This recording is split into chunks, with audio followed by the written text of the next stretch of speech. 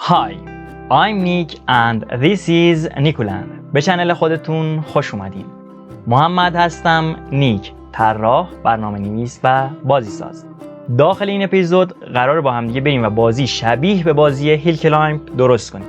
قرار نیست که خود بازی هیل کلایمب رو بیایم و درست بکنیم، چون خب خودش هست دیگه. چرا ما باید بیایم چیزی که هست رو درست بکنیم؟ اما قراره بهتون آموزش بدیم که چجوری میتونیم ماشین‌های شبیه به ماشین‌هایی درست بکنیم که داخل بازی هیل کلایمب هستن. اگه تلفظ اشتباه می‌کنم حالا شما دیگه به بزرگی خودتون ببخشید. آره دیگه ما انگلیسیمون خوب نیست، داره از این است. خب قرار چه اتفاقایی بیفته؟ حالا خیلی سریع توضیح میدم که بگم چه قراره چه داخل این اپیزود چه اتفاقایی بیفته که اگه دوست داشتین مشاهده کنین، اگه دوست هم نداشتین خب مشاهده نکنین دیگه. اجباری که نیست، زوری نیست، تفنگ نداشتیم آقا مشاهده کن دیگه. آره خب حالا قراره چه اتفاقایی بیفته؟ میایم یه سری رفرنس دانلود می‌کنیم. رفرنس حالا چی؟ ماشینای دو بعدی از پهلو، چون قراره ماشینمون دو بعدی از پهلو باشه دیگه. میایم یه سری رفرنس دانلود می‌کنیم. حالا بر اساس اون رفرنس هایی که دانلود کردیم میایم یه سری ماشین طراحی می‌کنیم. یه سری ماشینا طرح اولیه طراحی می‌کنیم. طرح اولیه که تموم شد، رنگامیزی که تموم شد، میریم سراغ دانلود کردن یه سری اسست یا دارایی که قرار به عنوان زمین، آسمون، پس زمینه و از این جور داستانا ازشون استفاده کنیم. اینا رو دانلود می‌کنیم، نشون میدیم که حالا چجوری دانلود میشه. بعد از اون همه اینا رو جمع می‌کنیم، می‌ریزیم داخل چی؟ داخل یونیتی. حالا چی؟ یونیتی یه موتور بازیسازی دو بعدیه که با استفاده از زبان‌های مختلف، حالا مخصوصا زبان سی شارپ، میتونیم بازی‌های مختلف خودمون رو بسازیم که کمک خیلی شایان و بزرگی به ما در این راه میکنه. خب پس این شد از داستانمون که می‌ریزیم داخل یونیتی و بعد از یه سری کدنویسی‌های خفن و خوفناک انجام میدیم، یه سری کدنویسی‌های خیلی باحال انجام میدیم و نشونتون میدیم که چجوری داخل بازی‌های مثلا شبیه به ماشین بازی میشه زمین‌های بی‌نهایت درست کرد که مثلا تا آخر عمرش یارو هی بره آخرش نرسه و بمیره. آره نشونتون میدیم که قراره چجوری این زمین‌ها رو بیایم و درست بکنیم. اگه دوست داشتین این اپیزود رو مشاهده کردین و ازش لذت بردین، خیلی خوشحال میشیم که با لایک کردنتون، با کامنت گذاشتنتون و با سابسکرایب کردنمون ما رو حمایت بکنید تا ما هم انگیزه بیشتری داشته باشیم برای درست کردن ویدیوهای متفاوت و بیشتر و خیلی از این جور داستان. سرتون رو در نیارم، بریم سراغ مانیتور که نشون بدیم داخل ادامه قراره چه اتفاقایی بیفته. خب اولین مرحله دانلود کردن یه سری رفرنس هست، رفرنس های دو بعدی، ماشینایی که از پهلو مشاهده می‌کنیم. حالا این ماشینا میتونن هر چیزی باشن. حالا ما ماشینای تک سرنشین رو انتخاب می‌کنیم، دو سرنشین، اینا فرقی نداره. تک سرنشین موتور مگه. حالا ما میایم ماشینای مثلا چه می‌دونم سواری رو انتخاب می‌کنیم. شما میتونید 18 چرخ انتخاب کنید، هر جور ماشینی که دوست داشتید بیاین انتخاب کنید، طراحی کنید و به عشق خودتون هر جور ماشین خواستین طراحی بکنید. خب بعد از دانلود کردن رفرنس میایم و شروع می‌کنیم به طراحی کردن طرح اولیه‌مون، چون قرار ماشین اولیه رو بیایم طراحی کنیم و بعد از اون بیایم اون رو رنگ‌آمیزی کنیم. برای طراحی کردن در مرحله اول لازم نیست وارد جزئیات بشیم. می‌بینید که می‌تونیم خطای خیلی زیاد اضافه و از این جور داستانا به رسم بکنیم که بعدا می‌تونیم از بین این خطوط حالا یکی رو که مد نظر خودمون است به عنوان خط اصلی در نظر بگیریم و طرح نهاییمون رو بدیم بیرون. همونجوری که مشاهده می‌کنید این خطای خیلی زیادی رسم کردیم برای طراحی اولیه این ماشین. خب بعد از اون که طرح اولیه‌مون تموم شد، شروع می‌کنیم به رسم کردن طرح نهاییمون.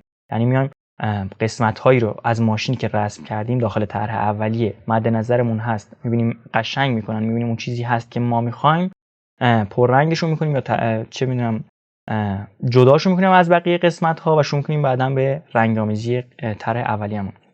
همین که شما دارین مشاهده می‌کنید که چجوری رسم میشه ماشین و رنگ‌آمیزی میشه. بهتون توضیح میدم که مراحلی که داخل این اپیزود دارین مشاهده می‌کنید یا اپیزودهای داخل این کانال مشاهده می‌کنید مختص اپیزودهای این کانال هست و قرار نیست که داخل بازیسازی از اونها بیاین و استفاده کنید. حالا شاید گاهی همین کارهایی که ما انجام میدیم رو شما انجام بدید، مخصوصا هنگام کدنویسی کردن، مخصوصا هنگام نمیدونم روح دادن به کاراکترهاتون، اما در حالت کلی این مراحلی نیست که برای ساختن بازی طی میشه. مراحل مختلف خودش رو داره که احتمال خیلی زیاد به همین زودی یک کلیپ یا حالا چه می‌دونم یک اپیزود ضبط کنم و داخل اون اپیزود توضیح بدم که مراحل چجوری هست و کلاً چه مراحلی داره طراحی بازی. اما خب از اونجایی که قراره این اپیزودها رو افراد مختلف و گوناگونی مشاهده کنن، افراد زیادی مشاهده کنن و از اون لذت ببرن، ما اومدیم این رو یه کمی حالا مثلا یه مقداری چه می‌دونم پابلیک درست می‌کنیم، جوری که برای افراد مختلف، حتی افرادی که برنامه‌نویس هم نیستن مناسب باشه، حتی برای افرادی که چه می‌دونم طراحی یاد می‌گیرن، حتی برای افرادی که دارن برنامه‌نویسی یاد می‌گیرن، برای افرادی که بازی سازی کار می‌کنن، برای افرادی که بازی می‌کنن، جوری درست کردیم برای همین افراد مناسب باشه. پس اگر دوست داشتید که مثلا کلیپ‌ها تخصصی‌تر بشه داخل حوزه‌های مختلف مثل طراحی، مثل برنامه‌نویسی، مثل بازیسازی و اینجور داستانا، میتونید داخل کامنت‌ها به ما بگید که دوست دارید داخل کدوم حوزه یا داخل کدوم هیت تخصصی‌تر بشه تا ما بیایم این کلیپ‌هایی که درست می‌کنیم، این اپیزودهایی که درست می‌کنیم رو در اون حوزه تخصصی تر کنیم، یا حالا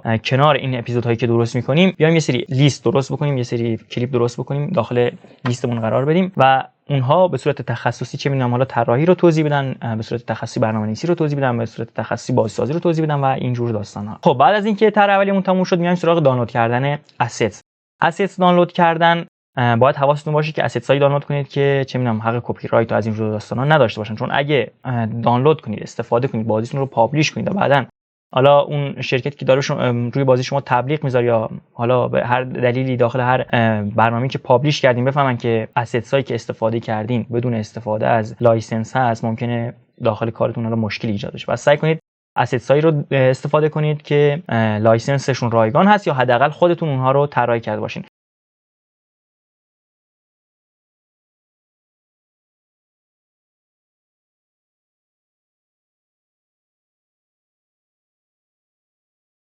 خب در این بازی قراره که بیایم چیکار کنیم؟ قراره بیایم و بهتون آموزش بدیم که چجوری بیایم و زمین‌ها رو به صورت بی‌نهایت درست بکنیم. برای همین میایم و اسپرایت شیلد رو دانلود می‌کنیم.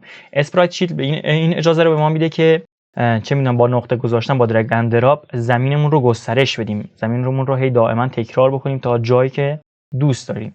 چون داخل ماشین بازی چون سرعت ماشین خیلی زیاد هست، ممکنه مقدار خیلی زیادی زمینی که ما درست می‌کنیم داخل مثلا 5 ثانیه بیاد و مقدار خیلی زیادی از اون رو طی بکنه. پس با دست نمیشه درست کرد.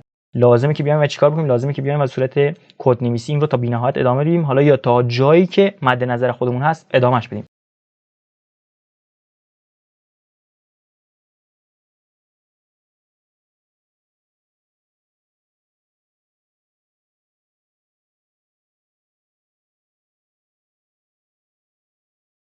خب همونجوری که مشاهده می‌کنید اسپرایت شیلد این اجازه رو به ما میده که با کشیدن، دراگ کردن، با نقطه گذاری روی این خطوط یا روی این لاین های مختلف اونها رو گسترش بدیم و بازیمون رو بسازیم. حالا ما وقتی اومدیم اسپرایت اولی رو، این اسپرایت شیلد اولی رو درست کردیم، یعنی کد براش می‌نویسیم و به این کد میگیم که این زمین رو تو گسترش بده. ما نیام شما رو گسترش بدیم، ای زمین، ای بک‌گراندی که داریم درست می‌کنیم قرار تو گسترش پیدا کنی یا بی‌نهایت ادامه پیدا کنی، چون قرار نیست ما خیلی سریع بیایم این زمین رو طی بکنیم. میایم و به این کدی که میگیم این کدی که می‌خوایم بنویسیم میگیم در صورت آفلاین هم، در صورتی که ما هنوز بازی رو پلی نکردیم بیا و نمایش داده بشه.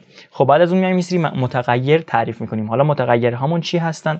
متغیرهامون داده‌های مختلفی هستند که مثلا حالا میزان نقطه‌ها رو مشخص می‌کنن، نمیدونم میزان طول و عرض نقطه‌ها رو مشخص می‌کنن و یه سری داده کلا مشخص می‌کنیم که با استفاده از این داده‌ها بیایم یه سری نقاط تزریق کنیم. به چی تزریق کنیم؟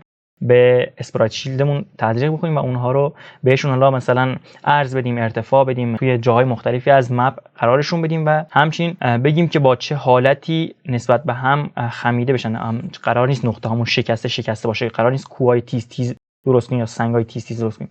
قراره بازیمون روی سطح مثلا شیبداری، روی سطح ملایم، تپه تپه حرکت بکنه. خب میایم میگیم که به تعداد 50 بار حالا یا به تعداد چیزی که مشخص خودمون میکنیم، تعداد نقاطی که مد نظرمون هست، بیا یک چیزی رو تکرار بکن. میگیم یا چیکار بکنه؟ بیا و هر نقطه‌ای که قرار دادی به عنوان آخرین نقطه در نظر بگیر و اون رو جاش رو مشخص بکن و داخل اسپرایت شیلدمون تزریقش بکن به عنوان لاین، به عنوان آخرین نقطه لاین تزریقش بکن و بعد از اون بیا و حالا میزان خمیدگی و میزان فرو رفتگی و برآمدگی و اینها رو مشخص بکن. بعد از اینکه این کار رو انجام دادی قراره بیایم آخرین نقطه رو مشخص کنیم. میگیم آخرین نقطه رو هم یا مشخص بکن. وقتی آخرین نقطه رو مشخص کردیم باید کف زمینمون رو هم نقطه براش بذاریم، لاین براش بذاریم، چون قراره یه مستطیل شکل بشه، قرار نیست مثلا یه حالت چاقو مانند بگیره. پس وقتی آخرین نقطه رو مشخص کردیم میایم از سمت پایین هم مشخص می‌کنیم که الان من داخل این کد اشتباه نوشتم، به خاطر همین حالا موقع خروجی گرفتن مشاهده می‌کنیم که شبیه به چاقو در میاد یا کنین آخر شبیه چاقو در اومد که بعداً برمیگردیم حالا اون رو درست می‌کنن.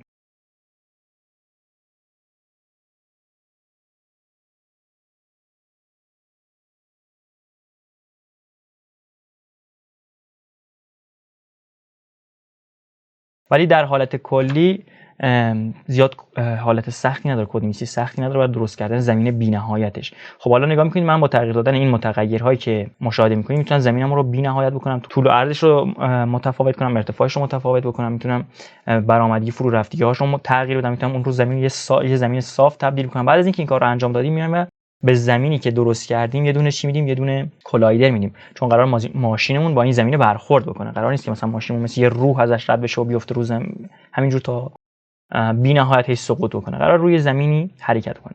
خب بعد از اینکه کلایدر داریم میایم و شروع کنیم به کلایدر دادن به ماشینمون. ماشین کلایدر دادن همونجوری که مشاهده می‌کنید همیشه از باکس کلایدر استفاده کرد که حالا من این رو باکس کلایدر رو نشون دادم که بهتون نشون دادم که میشه از این استفاده کرد. اما میایم از چی استفاده می‌کنیم؟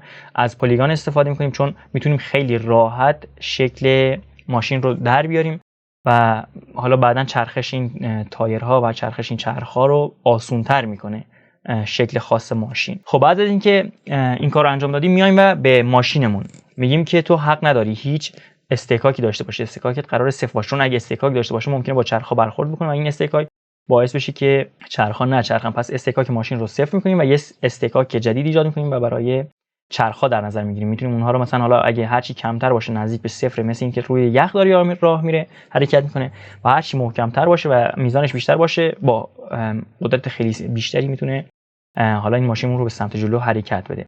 همونجوری که مشاهده می‌کنید میزان فنرهاش و میزان تعلیق و اینجور داستانای ماشین رو میایم و چیکار می‌کنیم؟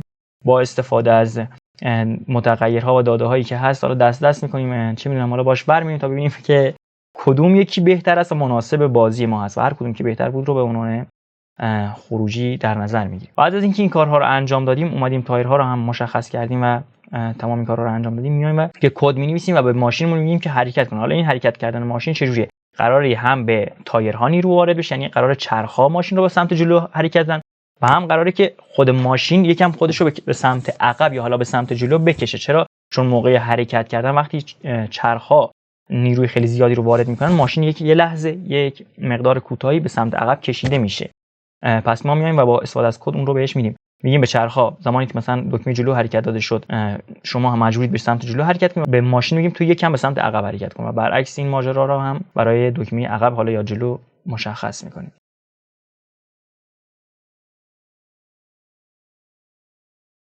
ببینید که ماشین ما شروع میکنه به حرکت کردن. خب با سرعت مناسبی هم حرکت میکنه و بعد از اینکه ماشین حرکت کرد میبینیم که از صفحه یا از کادر دوربین خارج میشه، اما ما قرار نیست خارج بشه، قراره که دوربینمون دنبال ماشین بدوه.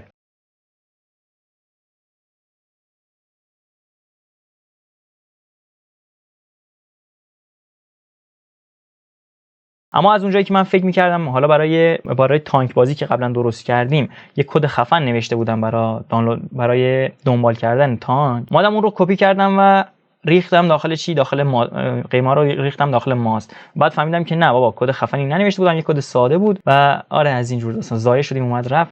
اون کد رو کپی کردم و انداختم و می‌بینیم که ماشین رو دنبال می‌کنه اما با سرعت کمی. با تغییر دادن این سرعت میایم اون رو متناسب با حرکت سرعت ماشین می‌کنیم تا ماشینمون رو دنبال بکنه و این هم نتیجه کارمون.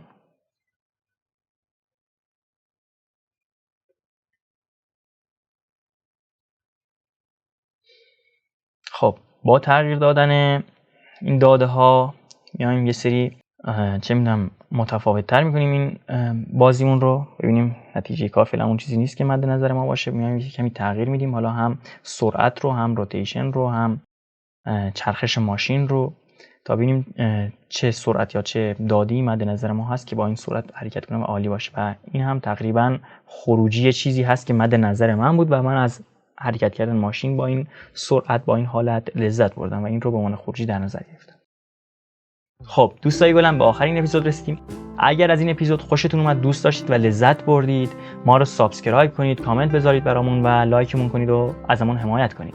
اگر هم دوست نداشتید خب لایک کنید دیگه، حمایت کنید. زحمت زیادی کشیدیم، آره مثلا 2 روز 3 روز اینا زحمت کشیدیم تا این کارها رو، این پروسه رو انجام بدیم، از طراحیش گرفته تا دانلود کردن و نمیدونم برنامه‌نویسیش و ادیت کردن ویدیوهاش و از زحمت خیلی زیادی پشت این اپیزودهایی هست که مشاهده میکنید. ما دوست داریم کیفیت اپیزودها رو بالاتر ببریم، هم یعنی طرح‌ها رو گسترش بدیم، یعنی حالت خفن‌تری بهشون بدیم، هم بازیامون رو یکم پیشرفته‌تر کنیم. مثلا ماشین نسازیم که فقط حرکت بکنیم، بیایم مثلا یه بازی حالت عادی درست کنیم، مثلا ماشینمون یه بازی واقعی باشه نه فقط حرکت بکنه. دوست داریم که بازی رو درست بکنیم، اما از اونجایی که اپیزودهایی که درست می‌کنیم وقت زیادی از ما میگیره و بعد فعلا کانال هم هنوز رشد نکرده و به میزان لازم رشد نکرده و بیننده نداریم، به خاطر همین سختمون هست بیایم و وقت خیلی خیلی زیادی بذاریم روی یه اپیزود در صورتی که اون اپیزود مشاهده یا دیده نمیشه. پس اگه دوست دارید بیشتر با بازی سازی آشنا بشید، دوست دارید بدونید پشت بازی‌های مختلف چی هست، چه تفکری پشتشون هست، چجوری درست میشن و این جور داستانا، ما رو سابسکرایب کنید، دنبال کنید تا اپیزودهای بعدی رو که گذاشتیم اونها رو مشاهده بکنید. خب سرتون رو درد نیارم، تا اپیزود بعدی و قسمت بعدی شما رو به خداوند بزرگ میسپارم. خدا نگهدار.